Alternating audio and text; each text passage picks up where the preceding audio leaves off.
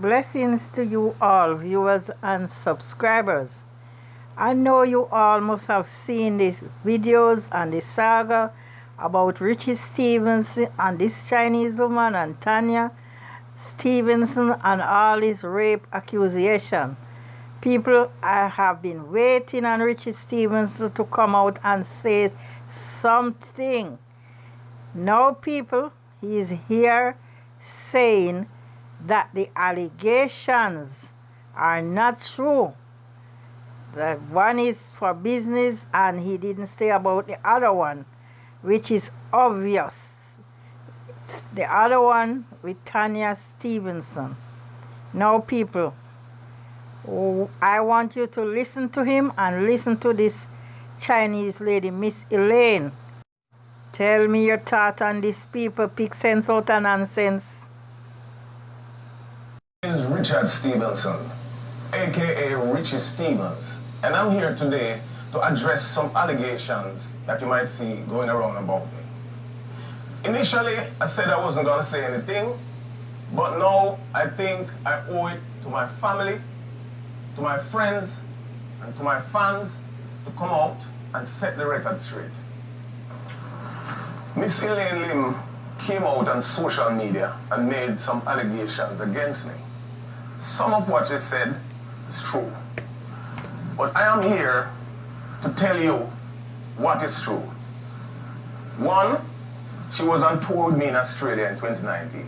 Two, she made a formal report to the police against me. Three, she did a rape kit. But what she did not tell you, a thorough investigation was done by the Australian police. I was detained. They took a statement from me, a statement from her, a statement from other people, and there were cameras in the vicinity. While I was detained, I called my attorney, Mr. Christopher Townsend, who advised me on what to do. And at the end of that investigation, they found her allegations were simply baseless. You know what is true? I'm really sorry for her to know that she would go that far to try and get some recognition. We're living in a time where people are doing certain things. We see it every day. Some people believe that likes are far more important than the truth. And we're here today to bring the truth out. Check this out. She claimed that I came back to Jamaica and run to the media and give them fabricated stories. I have not done not even one interview. I have not posted a video about the incident. I didn't do nothing like that. The only thing happened is my attorney, Mr. Christopher Townsend, wrote a letter that I posted on my IG. That's all I did. Now this is in contrast to what she has done. You have to remember this, people. This woman is a professional video editor. And if you take a keen look at her video, you see the sheet behind her, you see she talk in a certain type of way. This is nothing but a stage performance, a whole stage production. No, you don't need to stage the truth. All right, people, let's take a look at something where she said. She said, in her country, I would be guilty until proven innocent, which is not even true. But that tells you how warped her mind is. She also took the time to invite the media to link her personally. Clearly, she had a boss. Now, ladies and gentlemen, she even trying to make it seem as if she didn't get justice in Australia. Australia is one of the most serious countries in the world when it comes to sex crimes. Now, I'm a very serious supporter of bringing sexual predators to justice. But her allegations are simply not true. There are people with serious issues as a result of sex crimes. So when people like her come with all these lies,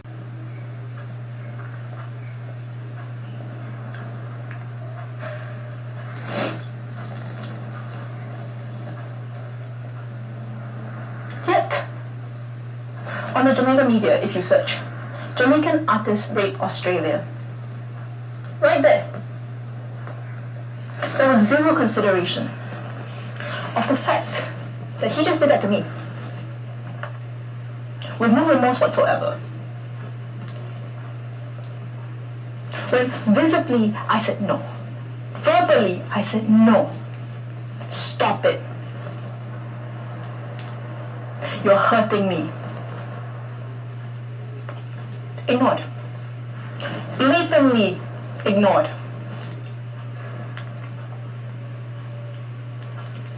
Yet he can pretend like everything was okay when my friend came back. I was shell-shocked, sitting at the computer. I didn't know what to say. I didn't know what to do. Before that, he has tried to kiss me, as mentioned, during the Indonesia leg of the trip. He did also attempt, and I pushed him away. I said no. During then, he respected my boundaries. But this one, zero respect for boundaries. Blatant ignoring. Oh no. No is a freaking universal word. 2 letters. No. I think that's pretty clear.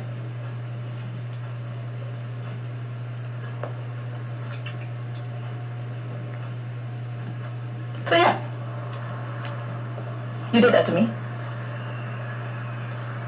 It has changed entirely my life because I lost not just a part of myself, I lost myself. I didn't know who I was anymore. You don't feel like there's an identity of anymore. You're caught in that constant trauma. You're caught in that constant reminder. Yet,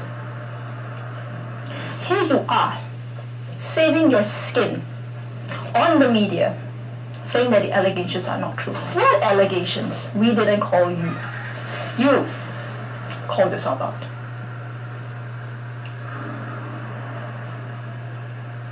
What allegations, pray tell?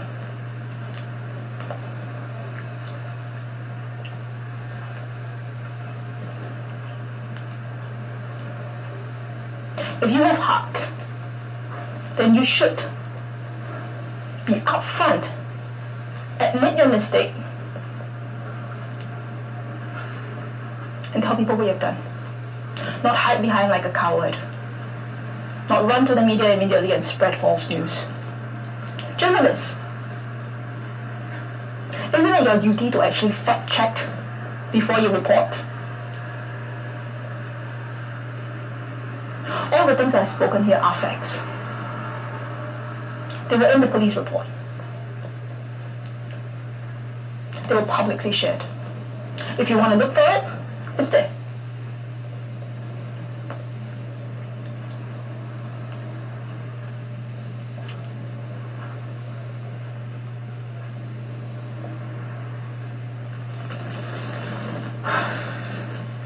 There's always this saying that I keep hearing, oh, he has a family, so he can't be a pup.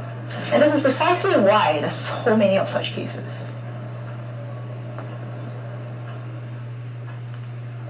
Isn't it scary? The thought that the person next to you might be a pup, a hidden pup, and you don't know it?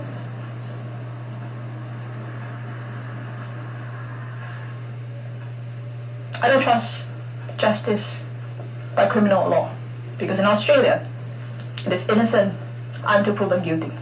In Singapore, however, it is guilty until proven innocent. I don't know how it is in Jamaica. But I want to get this story out there. Get my story out there. How it has affected me. How it has made me to not even recognize myself. For 1.5 years, I was living in a dream where I don't exist. Where everything was reactionary. Where I couldn't eat. I couldn't sleep. I didn't want to shower. People couldn't touch me. I had to watch cartoons. I could only watch cartoons because the rest of things was so triggering.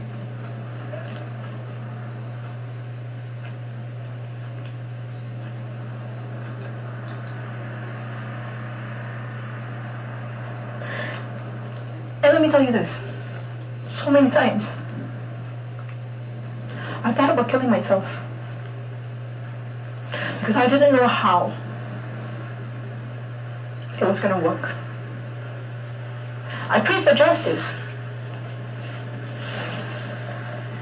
I was a believer in justice. I believed in the police. But then I learned that the laws are here to protect the pups. Still, the power is with the people. It's up to every single individual to decide what is right.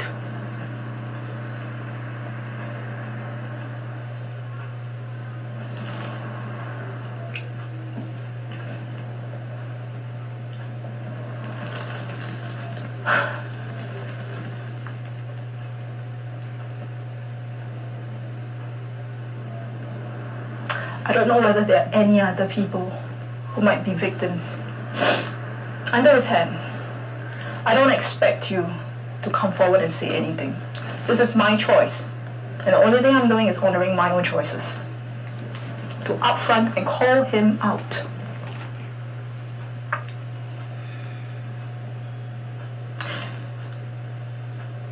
For his snippets of what exactly happened, you can find it in verse 2 of Not All That Glitters Is Gold. That was penned and written by my friend. That is not an anthem for survivors.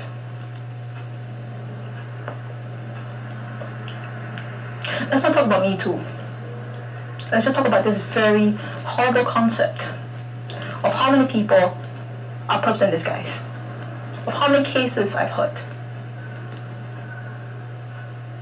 of how many red tape survivors have to jump through to seek justice and redress for their own case. Yet people are so quick to dismiss.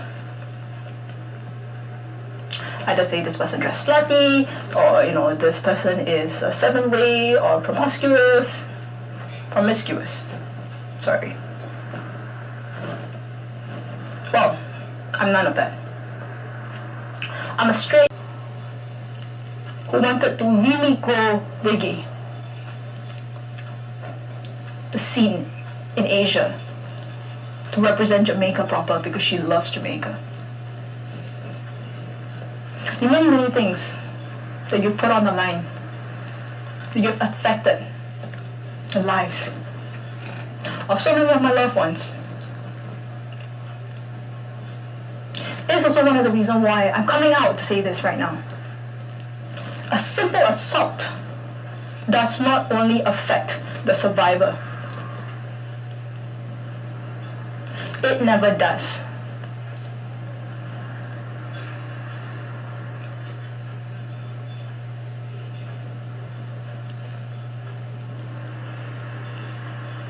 I'm not asking you to hold signs or picket rails. I simply want the truth to be known. I simply want my side of the story to be heard.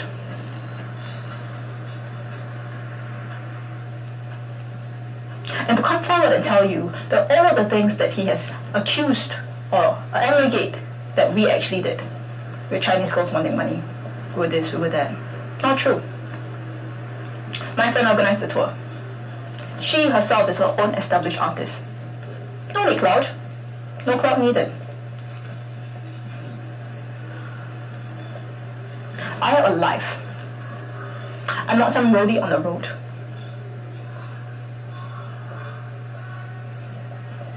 Not only was I documenting, I was also helping with the administrative stuff.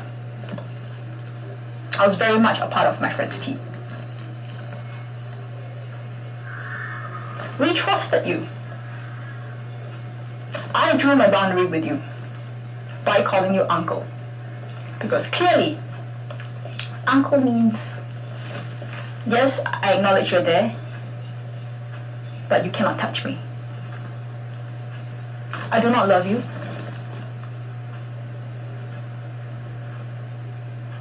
I'm in love with my partner. And we've actually kept in contact the whole time throughout the tour. All the way until the incident happened, and that's when I disappeared and he knew something was up.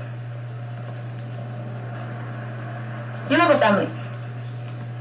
Yet, without a blink of an eye, you can still do that to me. You have a daughter. Of course, this just because you're a family man means you're a saint.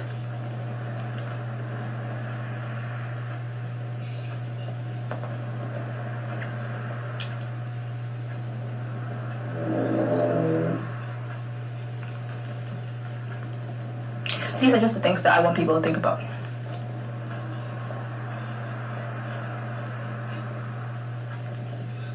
Again, these are all facts that you can look up. And I'm addressing just the other concerns that I've heard. The truth will be known. And in one way or another, people who telling lies, who speaking the truth here, people, it is obvious. If it is obvious who is a liar and who is telling the truth, people comment, people. Please remember to subscribe, people, comment. Now people have listened both sides of the story, and I gonna pick sense out of nonsense. Now Richie, I don't know what to believe what you're saying, because this lady's statement and what she's saying looks so real and so touching, and it's like she feeling some sort of pain. Boy, people, Richie was my artist, people. Now I don't know what to believe. Then Tanya Stevens' saga, well, she didn't call any name, but the description that she gave, people are saying it's Richie. People, what is your thought on it, people? This is serious and bad for him and his family. People, what's your thought on it, people? Please comment, people. Let us talk about it. Thanks for watching and choosing Blazing TV today. Stay safe, stay blessed, people. Subscribe.